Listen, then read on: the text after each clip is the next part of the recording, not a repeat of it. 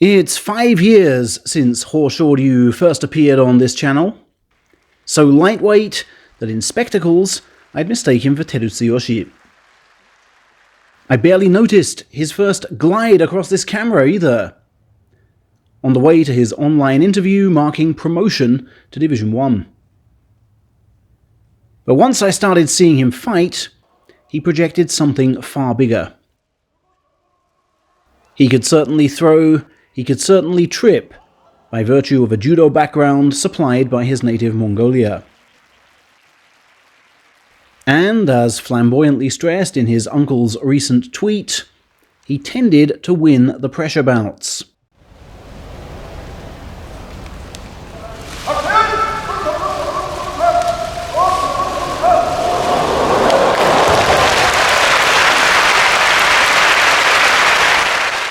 Ask these two passionately sworn rivals of his, and they will say, that's why he's left us behind.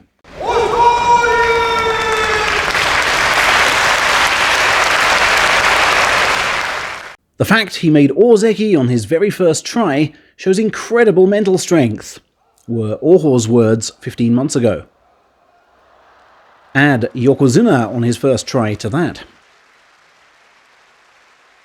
9 straight wins in January 2021, following 8 successive defeats, I should add, marked Hoshoryu out as one to watch.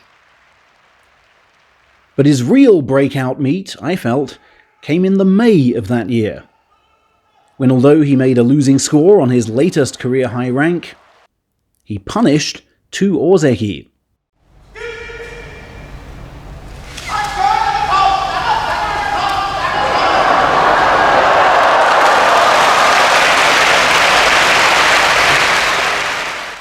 A highly impressed Hakuho, who sparred with the teenage Hoshoryu when he was still in Division 4, was sufficiently moved to break off from the emotion of his final ever match and title to turn to these 2 special prize winners with this specific message. It's your time now. Hoshoryu's losing score of November that same year would prove his final one to date. 5 times out of 5 has he since won on 7-7.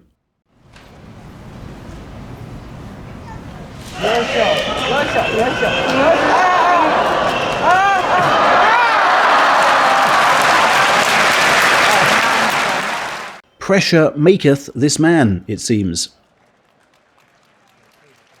Another constant theme of his is the boldness behind his words. Every time he's been asked about his ultimate sumo goal, he's replied,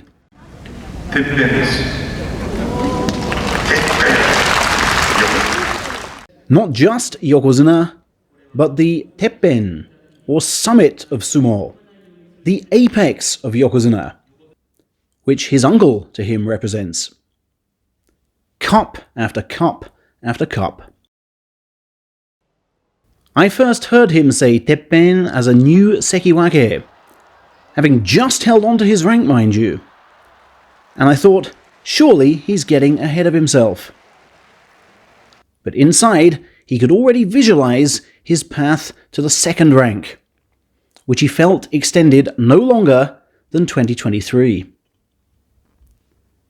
By this stage, his high school rivals had disappeared from view, and his crosshairs had to be trained on the man next to him here, and on his childhood judo clubmate. For all his talk of abstract aims, he is equally fueled by personal feuds.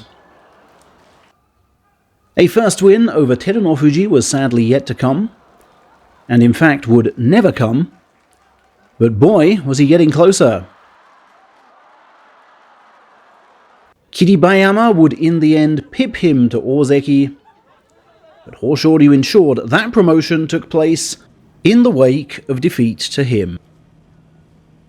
And as the new Kirishima's body suddenly threatened to give out, Hoshoryu took his first ever crown and joined his rival on rank number 2. Meaning that in December of 2023, he felt comfortable saying this. 来年、再来年今年いい年にするより頑張って上の番付に狙って頑張りますので、皆さん応援よろしくお願いします。A further degree of visualization. The ultimate goal with a timeline tagged on. That party took place in Kashiwa, the area that's shaped his sumo life at least as much as Ryogoku. It was in Kashiwa that he first wore a sumo sash in 2016, having switched over from freestyle wrestling on a whim after watching his first live sumo bouts.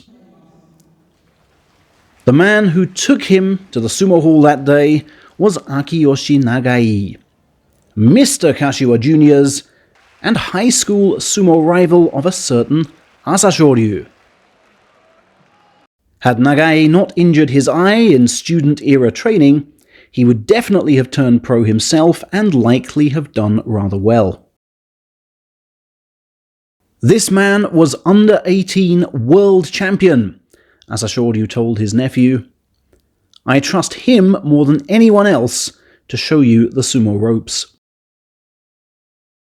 Now, while Hoshoryu spoke pre-meet and yesterday of delivering top-rank promotion for his ex-wrestling coach, who passed away 16 months ago, that's Tomohiro Ozawa, who coached Hoshoryu, Oshoma and Asahakuryu at Kashiwa Nihon Sports Uni High School, it's that meeting with Nagai which has most transformed his life.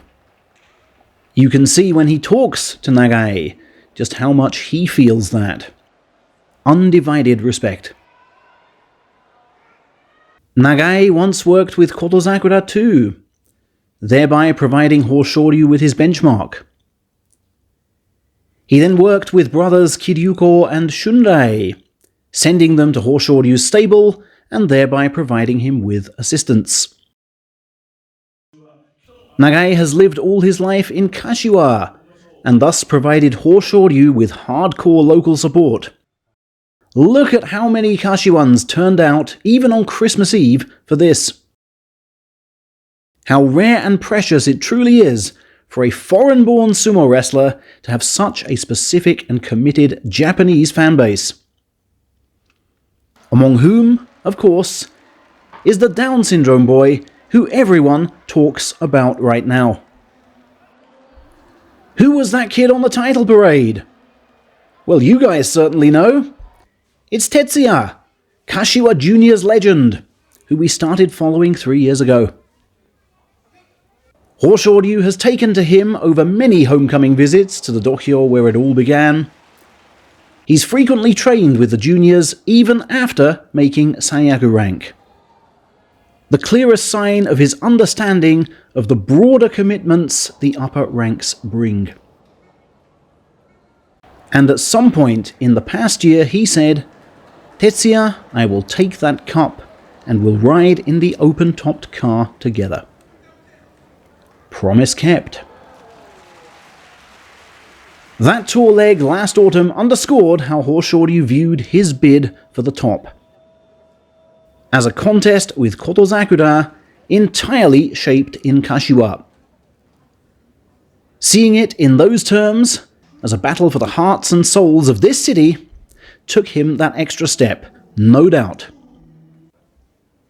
But the final, most crucial step became apparent a year before that, when a ghost of sumo past ensured he was just as much haunted as vaunted. 13 months ago, it seemed that Oho had crushed him inside. Regardless of how high he'd risen, Hoshoryu could not let that man go, and it all boiled over here. Fail to conquer this Oho-fueled rage, and he'd never make the top. And yet, in the tournament just gone, by amazing twist of luck and fate, his personal feud and professional goal were suddenly intertwined. Conquering sumo's toughest test involved literally conquering Oho. And that is why we have witnessed the birth of Yokozuna Hoshoryu.